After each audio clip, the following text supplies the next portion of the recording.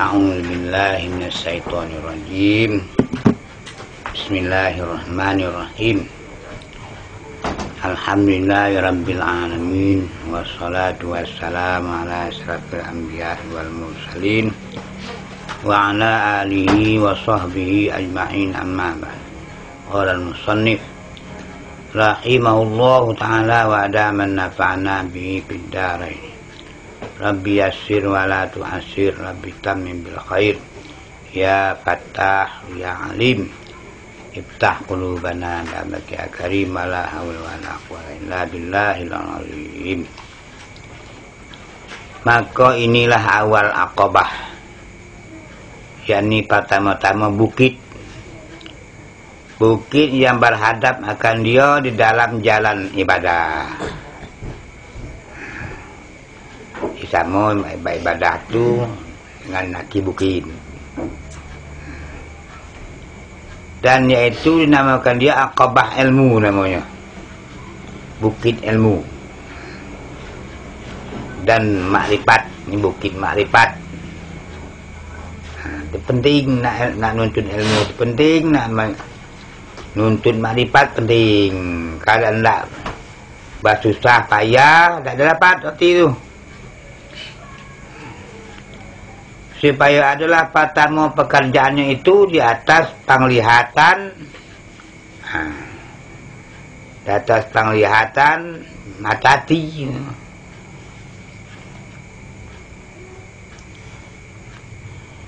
Maka mengambil ia di dalam memutuskan dia dapat tidak dengan baik tilik, dengan elok tilik mata hati, bukan tilik mata tubuh.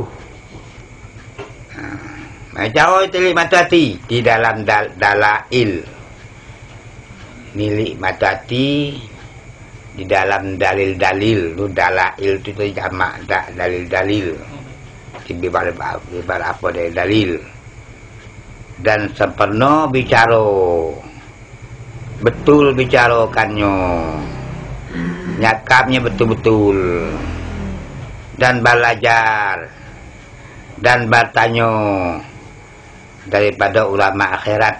Nanya ulama yang arahnya ke akhirat, yang adalah mereka itu yang membawa jalan di dalam jalan ini.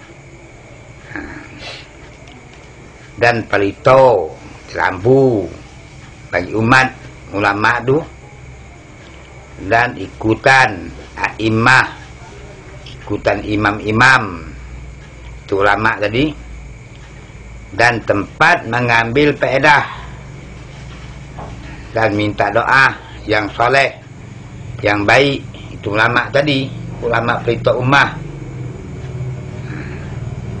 Daripada mereka itu akan taufik dan minta tolong dengan ulama tadi, hingga bahawa diputuskan dia dengan taufik Allah Ta'ala. Maka hasillah baginya ilmu dan yakin. Arti masuk hati ilmu tu. Ilmu kepala kau, saya yakin masuk hati. Dengan yang gaib, dengan ilmu yang gaib, ilmu yang tak nampak di mata, dan yaitu bahasanya baginya Tuhan. Itu ilmu mengenal Tuhan dan nampak di mata tubuh, nampak di mata hati. Yang esok tiada sekutu baginya. Ialah yang menjadikan dan yang memberi nikmat atasnya. Dengan tiap-tiap nikmat, dengan segala nikmat ini, nikmat iman, nikmat Islam, nikmat ilmu, nikmat makrifat, nikmat kalau tu.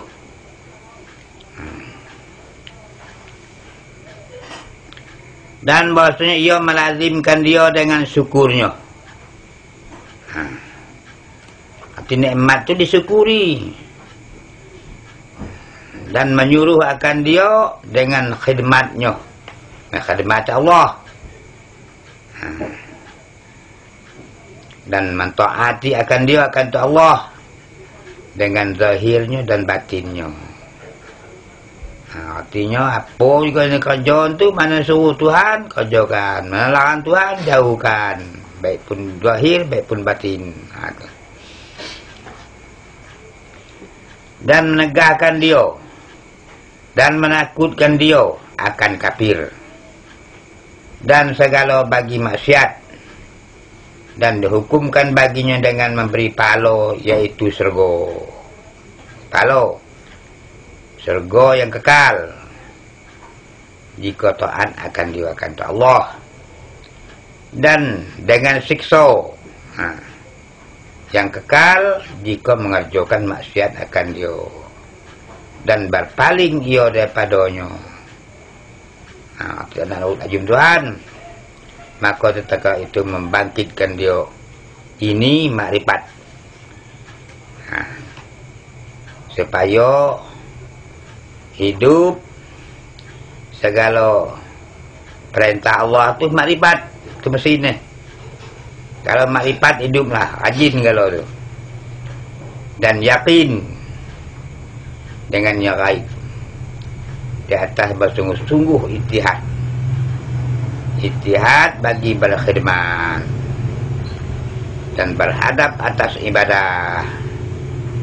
Maka ini penghulu yang memberi nikmat, Allah yang penghulu yang beri nikmat, yang menuntut akan dia, maka didapatnya dan mengambil akan dia.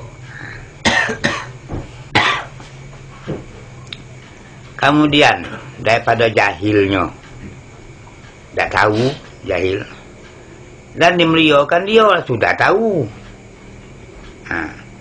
Dimuliakan Allah, dan tetapi tidak mengetahui, tetapi ia mengerjakan ibadah akan dia dan apa yang dilazimkan akan dia daripada khidmat yang zahir dan batinnya.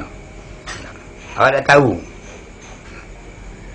Maka kemudian daripada hasil pengetahuan ini dengan Allah Ta'ala, dengan diberi Allah Ta'ala, dan bersungguh-sungguh ia hingga belajar barang yang wajib akan dia daripada segala purut, daripada segala perdu-perdu yang dibahasakan syariah pada zahir dan batinnya.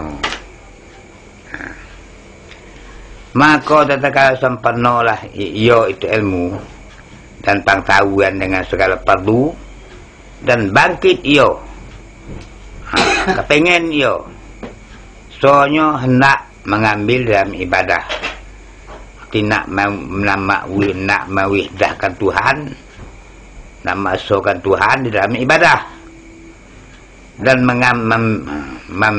membimbangkan yang meragukan dengan dia, membimbangkan dia nak mewihdahkan Allah tu, nak ingat Allah dalam ibadah tu, ingat Tuhan mengetahui, ingat Tuhan melihat, ingat Tuhan berkehendak, ya, dalam ibadah tadi.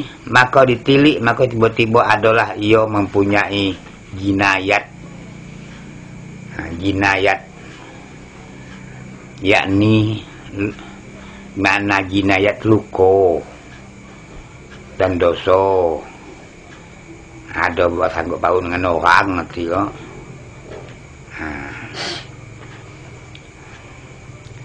Ada luka orang, ada berdosa, dan inilah hasil kebanyakan daripada manusia. Maka berkata ia, betapa aku berhadap atas ibadah dan tukang, dan aku orang yang mengekalkan atas maksiat, lagi berlumur-lumuran dengan dia. Kotor dia, ngotori maksiat ni. Mana nama hadap Tuhan?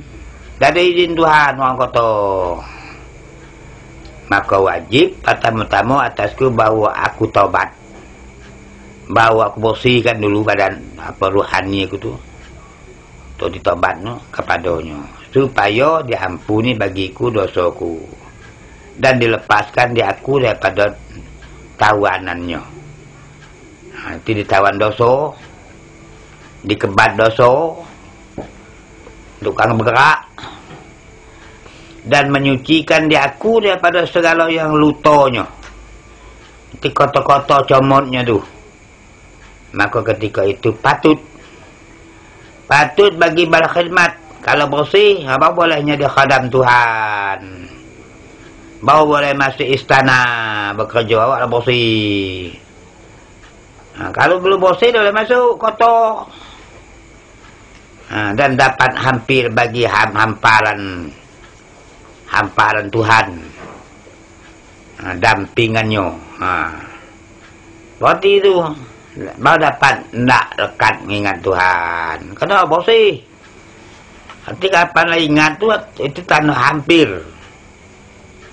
Kalau dan tak ingat, jauh itu. Mungkin jauh, kotor. Tak boleh dekat. Maka berhadap di sini Aqabah tobat. Mau tak mau, mandi dulu. Maka berkehendak ia, tiada mustahil yakni dapat tidak kepada memutuskan dia supaya sampai kepada barang yang dimaksud. Maksud hanya dibaca Tuhan, hanya dihamba Allah. Itu maksud. Daripadanya maka mengambil ia pada demikian dengan mendirikan tobat. Tobat yang shadiqah, tobat yang benar-benar tobat di dalam haknya, hak tobat, yakni rukunnya, rukun tobat, dan syarat-syaratnya, ya syarat tobat, hingga diputuskannya akan dia. Maka tegala hasillah baginya tobat yang shadiqah, tobat yang betul-betul tobat, dan selesailah ia daripada Aqabahnya. Baru datang rindulah ia, baru datang ada rindu kepada mengerjakan ibadah. Naklah semayang, naklah baca Quran, naklah galau nak. Supaya mengambil ia di dalamnya. Mengambil nak, ngambil wihdah di dalamnya tu pikiran tauhid. Kalau nak tobat, pikiran ngayau dunia ko lah, macam mana ko tak nak masuk. Tak boleh sebenarnya, maka menilik ia, maka tiba-tiba kelilingnya di sekitarnya bibar apa awaid, yakni bibar apa yang menegahkan, negah nak widah tu, negah yang ingat Tuhan, bahasa yang ingat ngerak kalau semayang ke Tuhan, yang ingat Tuhan tak boleh. Hingga ingat berapa nan digawen di awak sesari lah. Yang mengelilingi dengan dia, dan tiap-tiap satu daripadanya menegahkan daripada barang yang ia hendak mengkosatkan daripada ibadah tadi, dengan bagi-bagi, dengan bagi macam-macam daripada ibadah yang menegahkannya.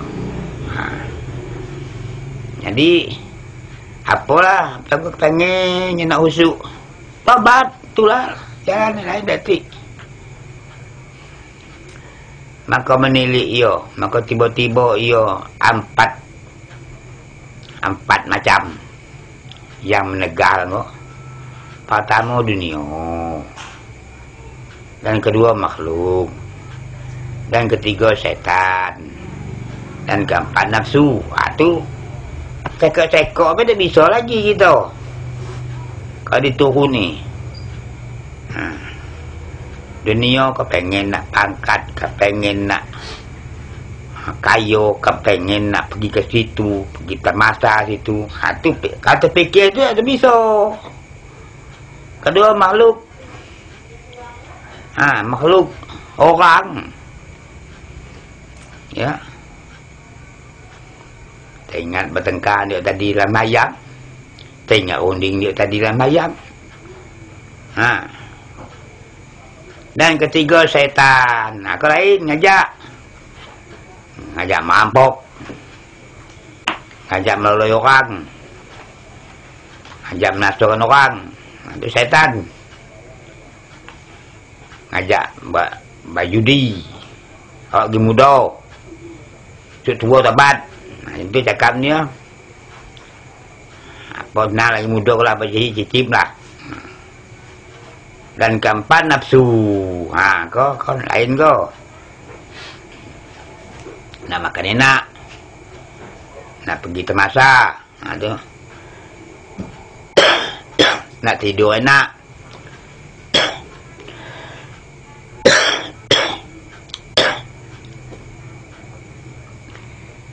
Tidur enak murah, panjang be kuku. Ada setan di tubuh itu, sekok kuku, sekok setan, tidur enak. Maka berkehendak dapat tidak daripada kepada yang menolong, yang menolakkan akan segala yang menegahkan dia ini, dan yang menghilangkan dia. Jangan lagi ingat dia.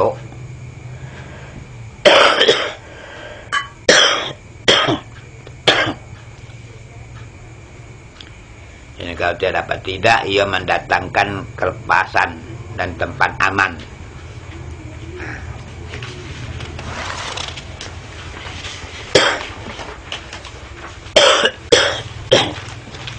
Tempat aman baginya pekerjaan daripada ibadah. Kenyoknya kalau buat donyo enak ibadah kau beras sama lidagi, ikan ada kolamnya, ya duit banyak. Tambah mun. Lain kalau beras banyak, duit banyak, pakai elok.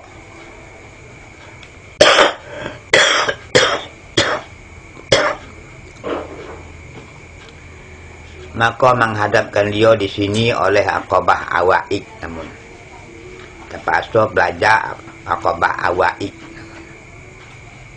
Maka berkehendak ia kepada memutuskan dia dengan 4 perkara. Pertama, sunyikan daripada dunia. Mana dunia? Dunia ke haram, ada yang haram, ada yang halal. Dia haram tu jangan sekali-kali cuil. Yang halal ambil lah bapa keluar. Yang tak perlu tinggalkanlah. Mahasiswa terpaksa pula ngambil itu kena nak guna. Nak guna, nak beli kain untuk pakai nak pergi mayang, kan? Dan kedua, asingkan diri dari makhluk. Artinya ada perlu dengan orang tu mah penyumpahnya.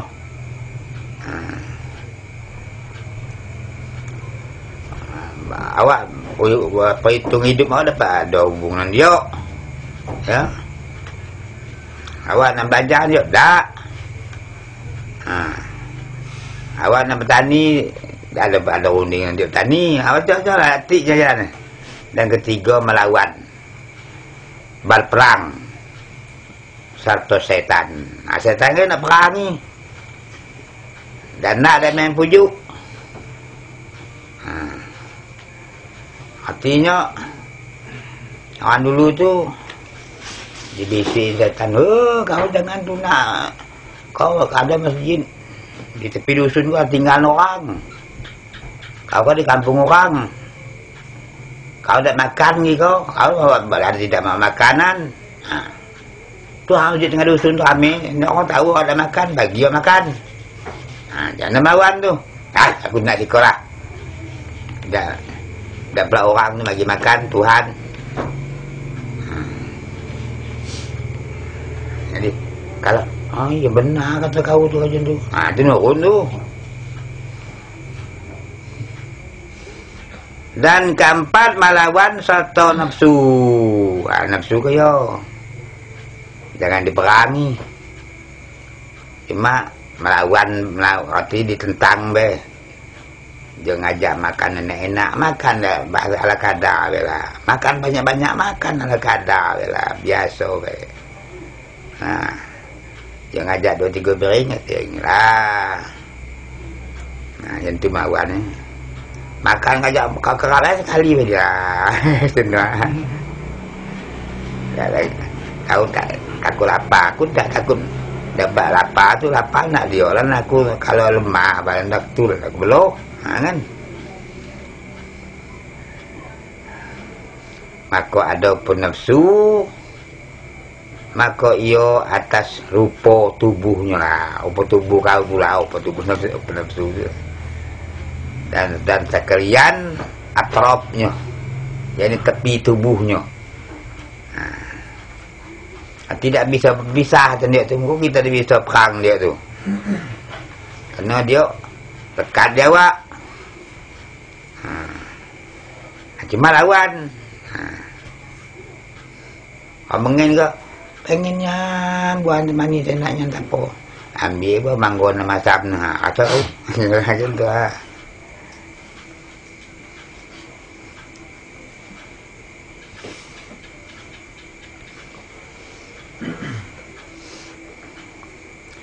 Kemudian maka tubuhnya itu hati dan nafsu pula. Tubuhnya itu hati. Tubuh artinya kena tubuh badannya, tubuh hati. Dan nafsu pula hati. Di hati kau kenanya, dan hati nafsu. Itu berdiri dalam hati tubuhnya. Itu kalau kumpul. Bermula hati nafsu itu lain daripada hati tubuh. Seperti yang sudah terbit pada kalam ulama, cakap ulama, tetap dengan hati tubuh, dan ialah tempat ma'ani yang batinah, dan namakan yang demikian itu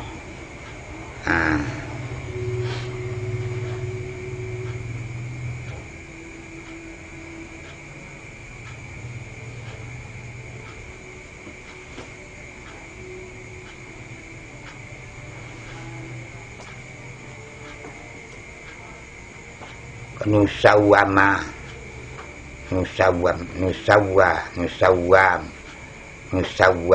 Maka adalah ia nur.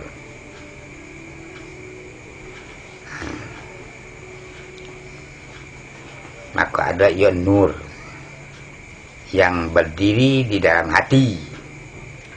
Berdiri dalam hati manusia. Dan terkadang namakan dia pada istilah ruh. Ruh pula nama. Hati di situlah kumpul tu. Nama ruh di situ go, hati di situ go. Cuma kita ada akal ni bisa nimbang tu.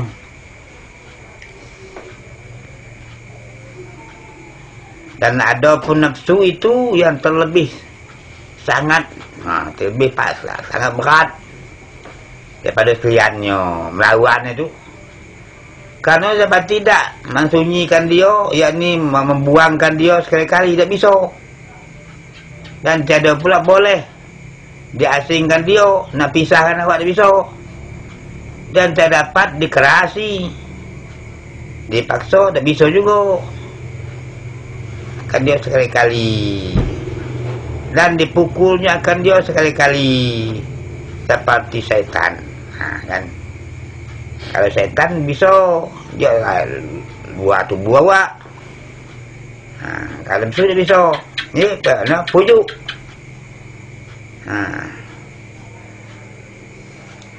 Mana mujuk ni mujuk dia senang. Wah, kita nak senang muka. Yang membuat senang ke Tuhan daripada tukang turun lagi Tuhan. Ajar mayang padu. Karena ada tinggal lagi dah 5 kali itu ajar pula awal waktu. Kamu lalajin awal waktu terus tadi. Bau tambah Sunan Qabliyah Ba'diyahnya. Jangan terkejut berubah tu mayang awal waktu Qabliyah Ba'diyah lah. tu orang yang terjun kuning ngoyo. Itu kebakan kudo di bisi sekaligus babak berat ngabur ko habis babuyaannya dia. Karena kendaraannya nafsu itu kendaraan kita hendak kita pergi dan pegawainya dan dia dapat tidak ditomakkan pula ia pada mua pekat akan dia di atas bal apa ko bal berengan dia, artinya digiring itulah kosat hambo, kosan hambo daripada ibadah. Ada pujuk dan dihadapkan atasnya karena ia diperangaikan atas lawan kebajikan. Itu nafsu. Apa melawan kebajikan? Segan tu bawa nafsu tu. Seperti hawa, rupa dengan hawa. Dan ikutannya, maka berkehendak ia tiba-tiba kepada bau mengkekang. Jadi dikekang nafsu, mengkekangkan dia dengan kekang takwa. Itu kekang supaya tinggal baginya, maka tiada putus ia, dan supaya mengikut baginya, maka tiada melampaukan akan hadnya, akan batasnya. Ya pengekang nafsu tu, kekang takwa, hati ngekang. Nah, maka dipakaikan dia pada yang patut. Mana yang apa yang patut dan yang cerdik, dan ditegahkan dia daripada kebinasaan dan pasar. Maka diambilnya tiba-tiba, ada memutuskan dia akabah ini dan minta tolong, perlu minta tolong ia dengan Allah Ta'ala atas demikian itu. Jangan masuk padek dalam dah selesai kau. Anda tahu bahasa nafsu ko Tuhan buatnya dan pegang Tuhan, kau bisa tolong dia.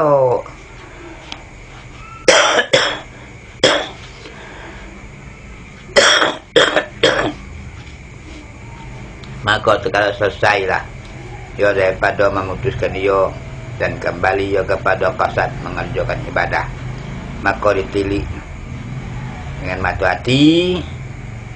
Tengok pasal, maka tiba-tiba ada awarid pula. Apa awarid? Yang melintangkan dia. Kau baratkan kapal atau perahu, kalau ada melintang, tak bisa lewat. Dia melintangkan dia daripadanya, maka membimbangkan dia daripadanya. Jadi mesti ingat ke dia waktu itu selama ibadah.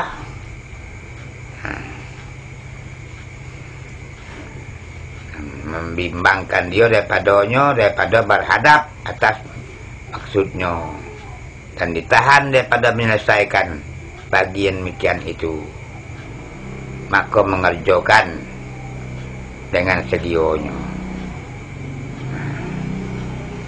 Maka menilai ia, maka tiba-tiba 4 perkara yang awarid, maka wallahualam yang melintang tempat.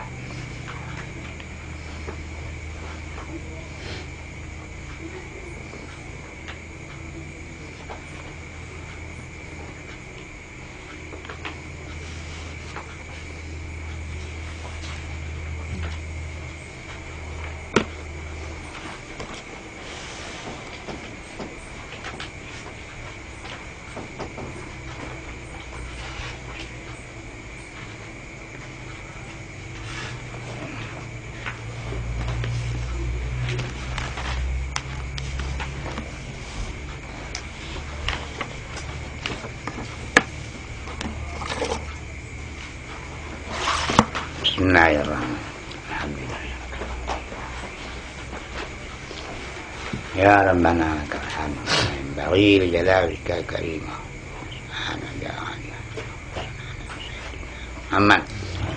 Allahumma atina ilman nafi'an taqabbal rizqan halalan thayyiban wasi'an fid dunya wal akhirah. Rabbana atina fid dunya hasanah wa fil akhirati hasanah wa qina adzabannar. Sallallahu ala sayyidina Muhammad wa ala alihi wa sahbihi ajma'in.